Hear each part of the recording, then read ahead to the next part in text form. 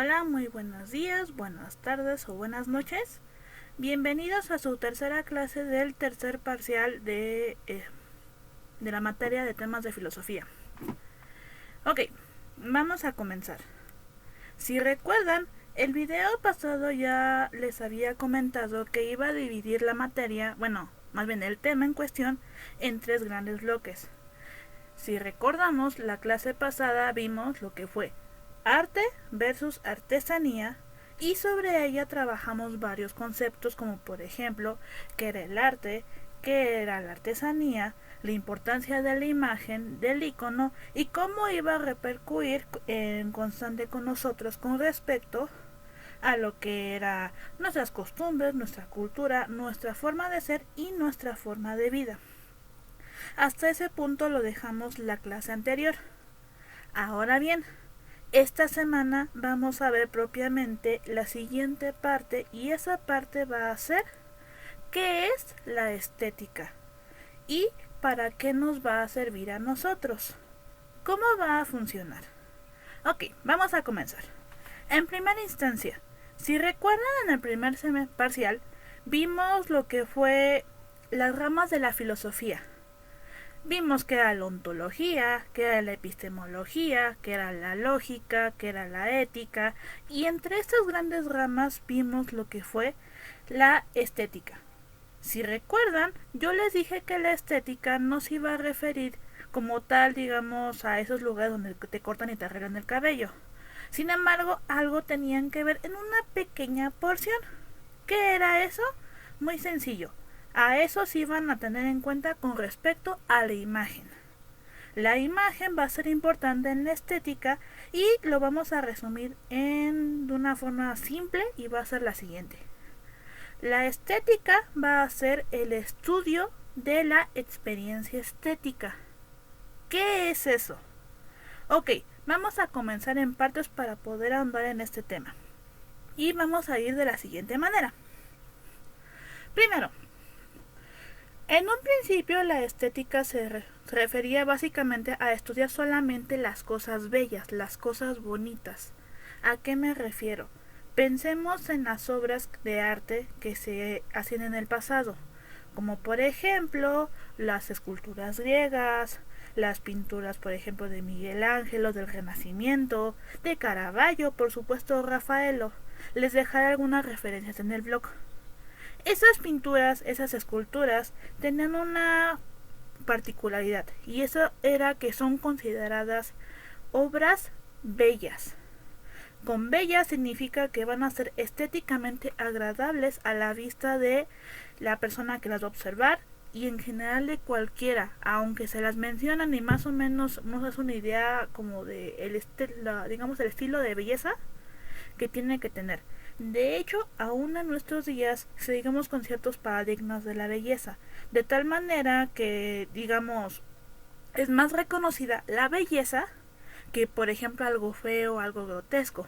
Vamos a hablar de ello, pero un poco más adelante. Ahora bien, con respecto a la que hablábamos sobre el estudio de lo bello. Ok, en el pasado se podía estudiar justamente el estudio de lo bello porque justamente las obras artísticas y hasta cierto punto, digamos el estilo de vida lo marcaba así, lo único que iba a ser válido para que yo lo considerara arte o en general algo valioso iba a ser algo bello. Pero por ejemplo, si hablábamos de cosas feas o cosas que no fueran estéticamente agradables a la vista, no eran consideradas arte o en general cosas que sean, ¿cómo decirlo?, hechas para ser calificadas como algo que sirviera, que tuvieran un propósito de vida, por decirlo de menos. Entonces en este punto, digamos, estamos hablando de Renacimiento como por, ¿qué será?, como por 1700, 1800 aproximadamente, era, digamos, este estigma que se tenía. ¿Qué pasa después? Pues es que se empiezan a desarrollar algunas corrientes artísticas que van a determinar que no solamente se va a poder hablar de lo bello, que hay cosas que se van a considerar arte y no necesariamente van a ser bellas, ¿cómo voy a trabajar aquí entonces? Porque aquí viene la siguiente interrogante. Ok, si yo como estética solo voy a considerar lo bello como arte, entonces, ¿qué pasa con todo lo demás? ¿Ya no es arte?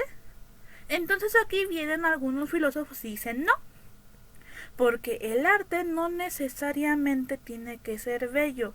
Filósofos como Kant, como Hegel, como Nietzsche, hablaron de que más allá de esa belleza que se habla con respecto, digamos, a una pieza, teníamos que ver más allá. ¿Cuál es el propósito de esa pieza? ¿Por qué puede ser considerada arte? Porque sí puede serlo, pero ¿con qué propósito? ¿Qué va a tener esa pieza que lo va a hacer arte? Y entonces, ¿qué va a requerir, en ese caso, la estética cambiar para que pueda juzgar a esa pieza como una pieza de arte y estudiar al respecto sobre ella? Esto va a ser un asunto un poco fuerte, porque entonces estamos hablando que ya no solamente la belleza va a ser válida, estamos tirando este paradigma de los griegos que solamente buscaban la belleza por ser perfecta, porque va a perdurar en la historia, porque todo el mundo me va a recordar como un ser bello. No, eso se niega y yo voy a decir en este momento, tengo que buscar una nueva fuente donde yo pueda hablar acerca del estudio de la estética sin quedarme en lo bello. ¿Cómo lo voy a hacer entonces? En este momento, entre este autor que se llama Sánchez Vázquez. Sánchez Vázquez lo que va a ser una recopilación de, digamos, el punto de vista de varios filósofos y va a decir de la siguiente manera. Ok, la estética no va a ser, digamos, el estudio de solamente lo bello. Vamos a llevarlo más allá. Voy a necesitar buscar el propósito de esa pieza para que yo la pueda estudiar y ver más a fondo. Y en este momento, él crea dos cuestiones muy importantes. Primero, lo que fueron las categorías estéticas. Y segunda, una definición, o más bien un concepto, el cual era el objeto artístico y más allá de ello, ¿cómo llamarlo? El objeto artístico y la experiencia estética. A eso es a lo que voy. Cuando yo tengo un objeto artístico, significa, o básicamente un objeto el que sea, significa que yo no voy a buscar que sea solamente un objeto. O sea, ese va a tener un objetivo. Que aquí hay una cuestión muy interesante. Sánchez Vázquez no solamente habla del objeto artístico como tal. De hecho, él maneja lo siguiente. Ok, yo ya no voy a buscar como tal una pieza de arte. Yo voy a buscar una experiencia estética. En este momento la definición más importante para la estética va a ser la búsqueda y el estudio de la experiencia estética. Pero yo, ¿cómo voy a lograr eso? Para empezar, ¿qué es eso? Ok, aquí viene lo siguiente. Toda nuestra vida nos ha manejado que lo bello va a ser hermoso y demás, y eso va a tener cierto valor. Ok, hasta ahí estamos de acuerdo, pero Sánchez Vázquez dice que cualquier objeto, no sea necesariamente artístico, sino simplemente un objeto, nos va a llevar a tener una experiencia, sea buena, sea mala, va a variar ahí. Pero en este punto él va a hablar de lo siguiente. Ok, la estética no solamente se va a referir a buscar un objeto artístico y que me provoque, digamos, algo bonito, no, sino que yo voy a buscar un objeto que me cause tanto algo bueno como algo malo con respecto a las sensaciones que yo como espectador voy a observar o voy a sentir al ver ese objeto. Y bueno, más adelante estamos hablando ya en el siglo XX, se objetó que no solamente se iba a, digamos, a buscar eso con base, digamos, a un solo objeto, sino también puede hacer alguna acción o algún sonido, pero eso va a determinar y va a variar dependiendo de lo que la persona quiera sentir. Si recuerdan, en la clase pasada en el blog les dejé dos videos. Uno fue de un happening y otro fue de un performance, que como tal no son objetos artísticos. Sin embargo, nos van a dar una experiencia, ya sea algo bueno o malo. Va a depender, y eso depende totalmente del artista o de la persona que esté ejecutando la acción. Ok, determinada esta parte, vamos a lo siguiente. Ya dijimos que nuestro, digamos, objeto de estudio va a ser la experiencia estética. Entonces estamos hablando de que ahora el objeto en cuestión o digamos la acción o el sonido o lo que sea que vayamos a hacer va a tener que provocar algo en el espectador. Entonces aquí tenemos tres conceptos base. Primero, el objeto, ya sea artístico o simplemente el objeto con el cual yo voy a determinar las sensaciones del espectador. En este objeto, por supuesto, entra un objeto físico, un objeto ya sea propiamente corporal, por decirlo de alguna manera, que esté en tanto la acción de la persona, y el sonido. En el sonido estamos hablando obviamente de la música, acústica, etc, etc. Ok, después del objeto, sea artístico o no, vamos a tener lo que es el espectador. El espectador va a ser un gran partícipe en esta cuestión por una sensación muy simple.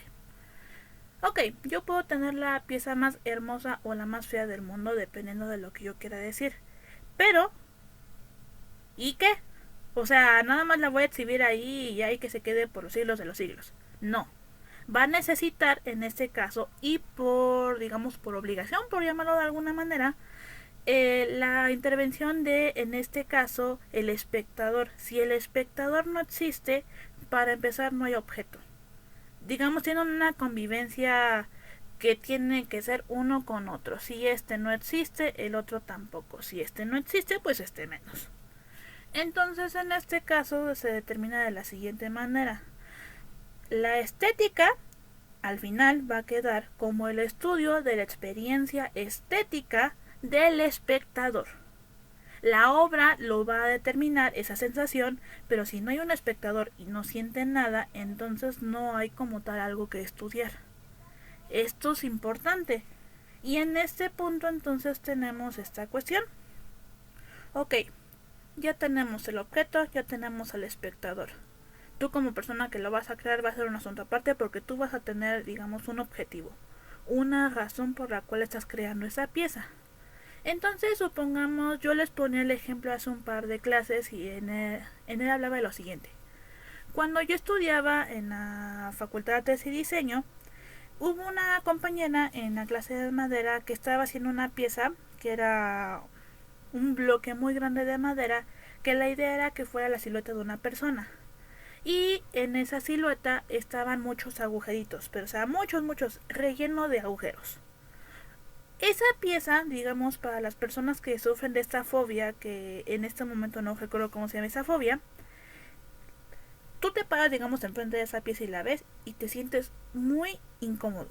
O sea, de hecho, esa pieza específicamente fue hecha para que las personas que tuvieran esa fobia a esa cantidad, digamos, de orificios, se sintieran incómodos.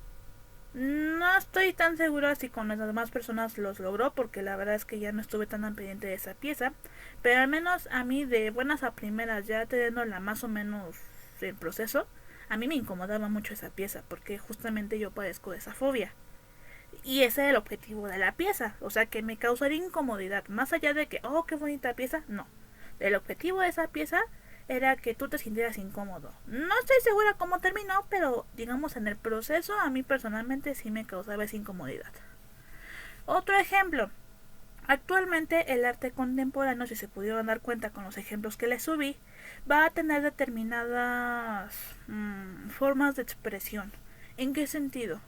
Ya como les dije, se va a eliminar esta onda de, va a ser algo solo bonito y eso bonito va a ser todo y fin. Porque realmente no va a ser así. ¿Qué está pasando? Estamos hablando de que el arte contemporáneo te va a hablar de conceptos muy específicos, de asuntos muy específicos y hasta cierto punto ni siquiera planean hacerte sentir bien. O sea, por el contrario, planean hacer sentir incomodidad, miedo, estrés. Ejemplos de por medio hay varios. Déjenme recordar. ¿Cómo se llamaba este artista? No, ese es Axiomas. Simplemente en este momento no logro recordar el nombre del artista, pero les voy a comentar de la obra. Se exhibió en el MUAC, el Museo de Arte Contemporáneo de Seúl. Y la obra era la siguiente. Era un artista alemán, si no mal recuerdo. Básicamente era un espacio muy grande en el que había unos cuartos. Esos cuartos generalmente uno pensaría, o sea, son cuartos, me meto y ya. No actuaban tan así. El asunto era lo siguiente, efectivamente era una sala enorme, pero en serio enorme, pero que estaba completamente a oscuras. De hecho, cuando tú entrabas, digamos, a la sala, había muchas personas dentro, entonces como no veías nada, era obvio que en algún punto ibas a chocar con alguien. Y no quedaba solamente en ello, de hecho la sensación en general ya era incómoda porque no sabías a dónde ibas. Y por ejemplo, cuando topabas una puerta, tú abrías la puerta, entrabas, veías la habitación y oh sorpresa, a pesar de que ciertamente era una habitación relativamente común, no era una habitación en la que tú te sintieras cómodo, o sea, por el contrario, te sentías como fuera del lugar, como que algo no funcionaba ahí. ¿Pero por qué? Tiempo después, ya viendo un poco del trabajo, digamos, de este artista, te das cuenta que de hecho su objetivo de esta persona era que te sintieras fuera del lugar, porque las habitaciones que estaban en ese lugar estaban hechas para que, si bien eran ambientes relativamente cómodos donde en teoría tú te sientes a gusto, no se sintieran como parte del espacio. Ese, digamos, era el objetivo como tal. Y al final, pues no era precisamente una obra pues bonita o digamos hermosa o estas ondas, o sea, no. Su objetivo era totalmente distinto. Otro ejemplo, ese dos se los dejé en la página. Si recuerdan que vieron en los ejemplos que yo les dejé, era Danish Kapoor. Este artista trabaja con muchos, digamos, conceptos. Entre ellos habla del peso, del tiempo, del cambio y demás. Y si se dieron cuenta en las obras que les subí, ¿cómo decirlo? Sus piezas no son encaminadas a verse estéticamente bien. O sea, digamos, no son bonitas, hablando ya en términos simples. No son bonitas. Sin embargo, su objetivo como tal es igual este sentimiento de incomodidad o que sientas el peso o que hay un espacio ahí que como que no se contrae. Inclusive hay ciertas dimensiones en algunas piezas que él tiene que se exhibieron en el MOAC igual que te hacían sentir, digamos, esa deformación del espacio o que algo no funcionaba ahí. Pero más bien que no sé, digamos, ese sentimiento como de algo aquí no funciona. Lo mismo, el objetivo de esas piezas en un principio no es ser estéticamente bellas, o sea, por el contrario, su objetivo es hacer sentir al espectador, ¿cómo decir? No mal, pero sí como que hay algo ahí que no concuerda, o por el contrario, que puedan entender más o menos de qué va, digamos, su idea. O sea, si por ejemplo estoy hablando de peso y de repente me pones una pieza arriba, como de las que les hablaba yo la clase pasada, que te hace sentir esa incomodidad de que en algún punto sientes que el peso del mundo se te cae encima y te causa incomodidad. En ese momento estamos hablando de una experiencia estética. ¿Por qué? Porque me está causando algo, no necesariamente bueno. Sánchez Vázquez abarca la experiencia estética, pero no solamente con obras de arte, como yo se los dije. Estos son ejemplos de obras de arte que les hablaba de Danish Kapoor, que les hablaba de este artista alemán. Esos son ejemplos de arte contemporáneo, pero por ejemplo vamos a hablar de temas más simples. Pensemos, bueno, de hecho Sánchez Vázquez hablaba de lo siguiente. Cuando tú ves un atardecer hermoso que está despejado por completo y en ese momento se está poniendo el sol. Es una visión maravillosa. Y es una experiencia no solamente bella, es sublime. O sea, no es algo que tú puedas comparar con otra cosa porque es un evento natural. ¿Y saben qué? Según Sánchez Vázquez, es una experiencia estética. Otra experiencia estética como de esta índole. Ahora pensemos a lo mejor, ¿qué se me ocurre? Ya sé, tal vez su mamá o su papá, no sé, digo, ahí es como variamos. Supongamos que les hicieron un suéter, pero un suéter tan padre que a ustedes les encanta, no se lo quieren quitar desde el momento en que se los pusieron porque realmente les encantó, porque para ustedes es el suéter perfecto, lo máximo, los hace sentir fantástico. Ok, ¿saben qué? Eso también es una experiencia estética. Porque ese objeto les está causando un confort. Y en este momento también estamos hablando del objeto del que hablaba Sánchez Vázquez. El objeto que me va a generar una experiencia estética. Al final lo que nos va a interesar, digamos, en la rama de la estética es justamente esto. La estética nos va a determinar esas sensaciones que sentimos a través de ciertos objetos o ciertos eventos de la naturaleza o eventos, digamos, culturales, porque también aquí entra ese tipo de cosas. ¿A qué me refiero? O sea, pensemos que están viendo a lo mejor un baile. Yo llegué a mi memoria hace un par de años cuando iba en la preparatoria.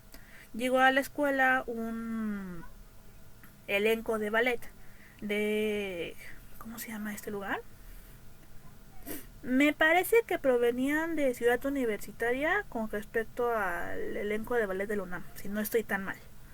Pero ese elenco de ballet tenía una particularidad. Efectivamente bailaban precioso, o sea, ahí no había como mayor, digamos, queja al respecto. ¿Qué pasaba en este caso? Pues muy sencillo. La maestra en aquel entonces nos pidió que escribiéramos un pequeño ensayo acerca de cómo nos hizo sentir, digamos, ese evento en especial.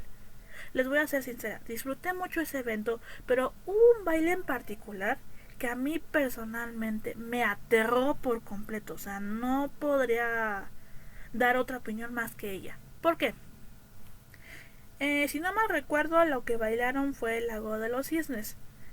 El baile estaba bien, o sea, no tengo quejas sobre ello. Mi problema era con la bailarina principal. No estoy muy segura si esto sea muy común con las bailarinas o no, realmente no tengo, digamos, conocimientos al respecto sobre ello. Sin embargo, esa bailarina estaba literalmente en los huesos. Entonces, o sea, sí tenía un hermoso vestido, estaba bailando maravillosamente, pero yo personalmente desde que vi el cuerpo de la bailarina yo me quedé petrificada y me quedé pensando, oh por Dios, se va a romper algo, se ve que están los huesos. O sea, literalmente lo estaban, al menos desde mi punto de vista, estaban literalmente en los huesos.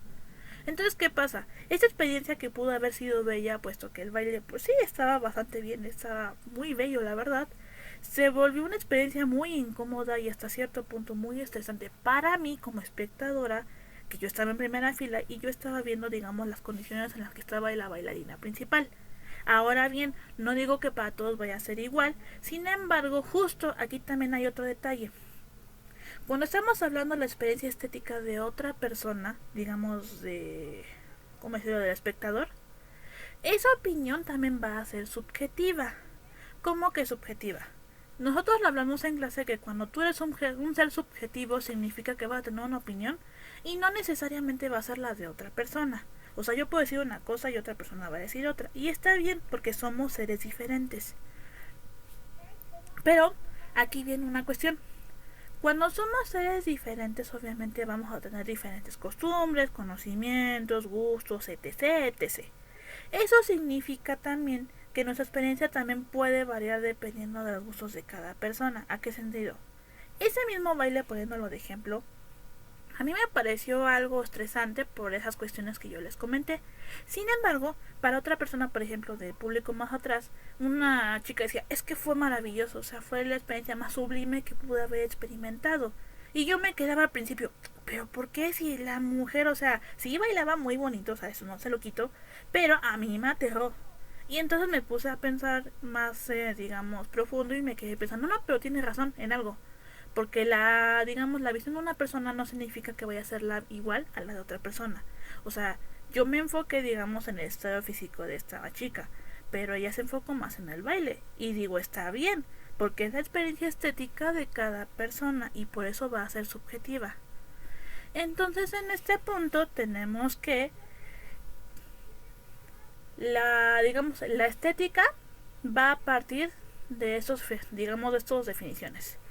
Tenemos en primer lugar un objeto. Supongamos que ese objeto es este. Ok,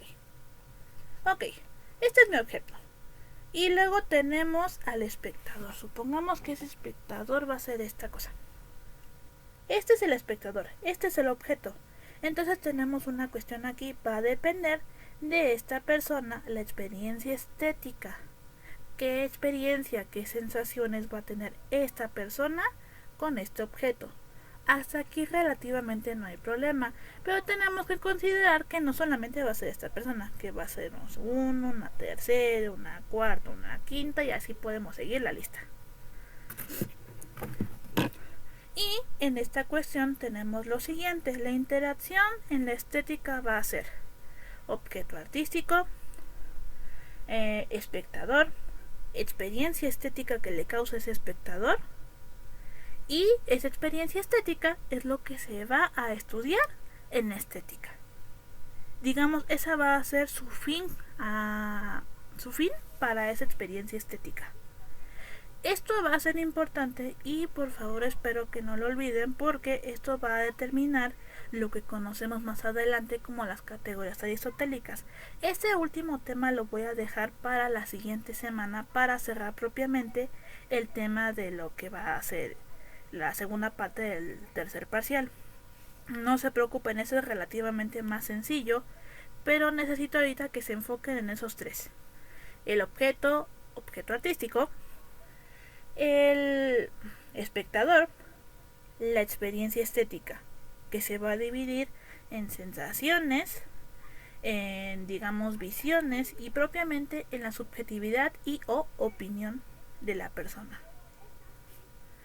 Ahora, antes de terminar con esta última, digamos, parte de este, digamos, tema, vamos a aclarar una última cuestión. Como yo les dije, la experiencia estética no va a ser precisamente buena o mala, o sea, va a depender, digamos, del objeto. O sea, en ese sentido significa que no solamente va a contar lo bonito. ¿Por qué lo aclaro? Porque a veces, en muchas ocasiones, nosotros como personas tendemos a asumir que solamente lo que me va a causar algo bonito es lo que va a valer. Y en estética se quedó en que no. De hecho, Sánchez Vázquez lo dijo desde un principio. Efectivamente, cuando estábamos en la, digamos, en la Edad Media, toda parte del Renacimiento, podía acatarse, digamos, esta visión de la estética, porque era una época donde se producía este tipo de arte. Pero ¿qué creen? Después de eso empezaron a generarse muchos movimientos de índole. Estamos hablando de que cuando, digamos, las personas se empezaron a desligar poco a poco de lo que fue la religión, o sea, que lo empezaron a encaminar a otras, ¿cómo decirlo?, otras ramas de estudio, empezaron a generarse muchos movimientos en cuanto a imagen, en cuanto a diseño, en cuanto a música, en cuanto a danza, drama, etc, etc. De tal manera en que ya no solamente lo bello era, digamos, aceptable. En este último apartado les voy a hacer un pequeño recuento con respecto a la historia del arte. No se preocupen, va a ser muy leve, solamente para que tengan una idea de cómo se va generando. Ok, yo les voy a hacer un recuento a partir de lo que va a ser el romanticismo. ¿Por qué? Por una razón muy simple. Si recuerdan, cuando nosotros hablamos de la Edad Media, dijimos que en esta época hubo un retroceso muy fuerte, se llamó de hecho el oscurantismo también, porque se encaminaban más a lo que era la religión y no había más allá. Entonces en este punto se podría decir que es la religión sobre la razón, porque realmente así se manejaba. Tiempo después tenemos lo que fue el Renacimiento, y en el Renacimiento se dijo, ok, sí voy a seguir a la religión, pero tengo que buscar algo más, debe haber algo más allá afuera que me permita a mí como persona tratar de resolver mi vida. Entonces en este punto tenemos la razón sobre el sentimiento. Y ya empezando con el romanticismo, era una época un tanto pesada. ¿Pesada en qué sentido? En que había guerras, había hambruna, había muchos problemas. Entonces en este punto que hizo, digamos, de alguna manera las personas, ok, vamos a maquillar un poco la realidad, pero para que las personas tratan de buscar lo mejor posible en estas épocas de guerra. ¿Qué pasa en este momento? Vamos a hacer que todo sea flores, corazones, romance, que estos epítomes de la poesía que de repente dicen, es que yo estaba al lado de mi amado, mientras la luna estaba en su mayor crepúsculo, las luciérnagas rodeándonos y rogando por nuestro propio bienestar, y yo en los brazos de mi amado me sentía tan feliz y tan plena que ya no importaba nada más que nuestro propio destino. Ok, eso era muy bonito en su momento, pero entonces estaban evitando la realidad, y en este punto se conoce el romanticismo con una frase relativamente simple que es el sentimiento sobre la razón. Solamente estaban buscando sentirse bien, no buscaban, digamos, respuestas. Después de este movimiento se da lo que es el realismo. Hablamos también de realismo y dijimos, ¿sabes qué? Es que las personas ya no tenían ganas, digamos, de estas cosas rosas porque no estaban de humor. Seguían las guerras, seguían la hambruna, seguían pandemias. Estaban en una época muy fuerte y muy fea de la historia. Las personas no tenían humor para, digamos, estas cosas tan rosas. Y en este momento entonces tenemos que ahora va a ser de nuevo la razón y más allá de la razón, ¿cómo decirlo? Es que ni siquiera es crueldad, simplemente está la realidad sobre cualquier fantasía que se pudo haber hecho en su momento. Estamos hablando de que ya se mostraban escenas ya muy fuertes acerca de la hambruna, de los asesinatos, de las guerras, inclusive temas tabús como la prostitución ya se estaban manejando.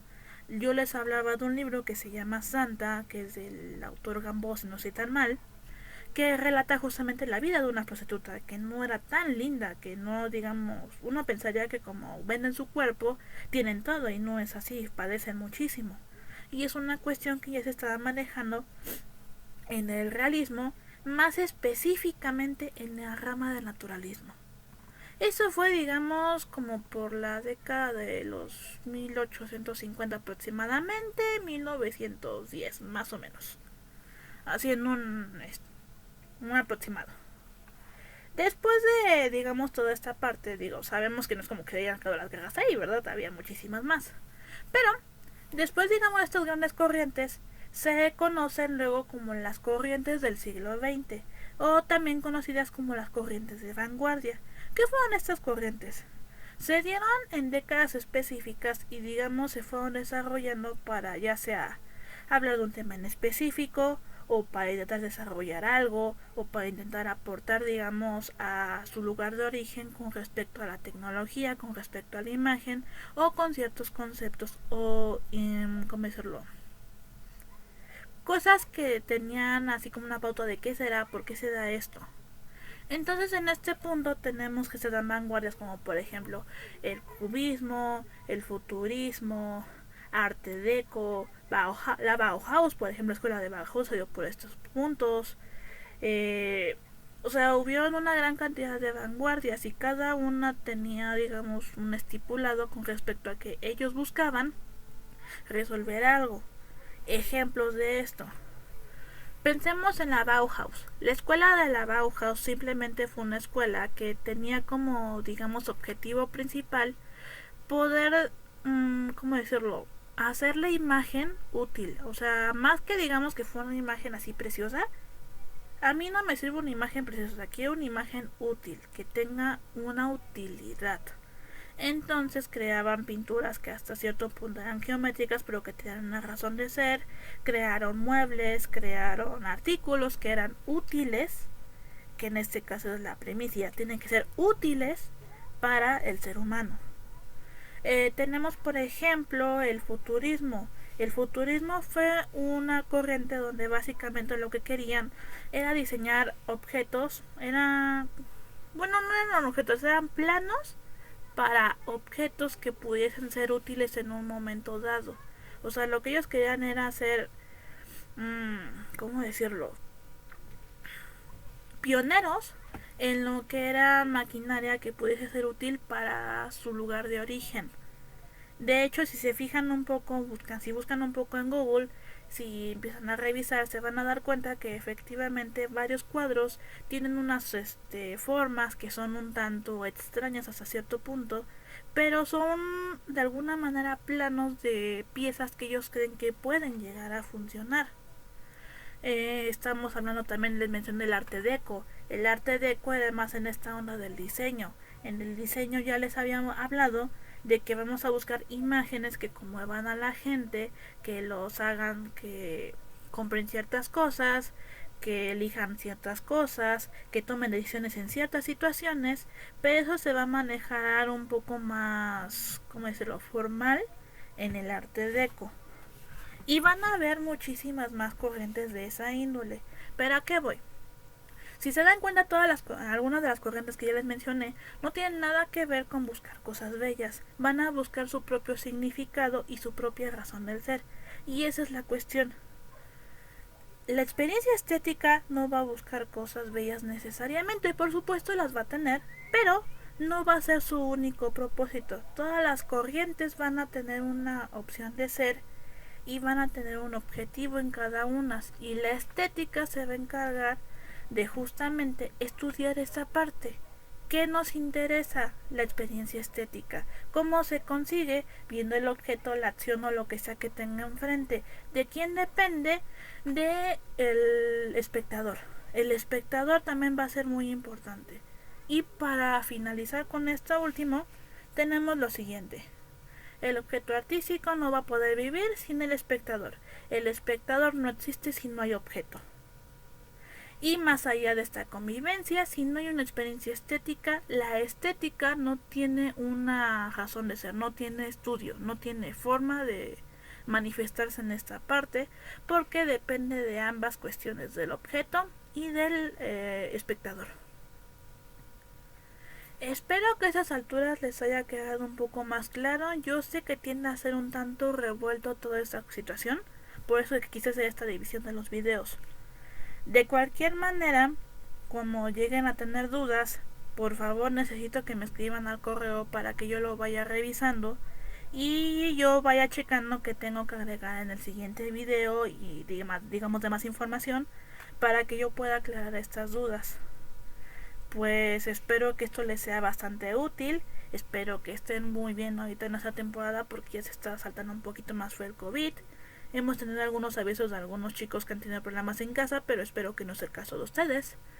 Y pues sin más, yo espero que les haya quedado muy claro el tema, que estén muy bien, que estén lo más relajados posibles y pues que no tengan tantos problemas con los temas que hemos estado dando en clase. Bueno, pues creo que es todo. Nos vemos próximamente, chicos. Espero sus tareas, que ya sé que luego me tardo en poder contestarles, una disculpa de por medio, pero a veces me falla un poquito el internet y es un poco complejo para estarles contestando a todos, pero prometo que me voy a poner las pilas para arreglar eso. Sin más, nos vemos pronto. Carpe diem, nos vemos muy pronto, chicos. Cuídense. Bye.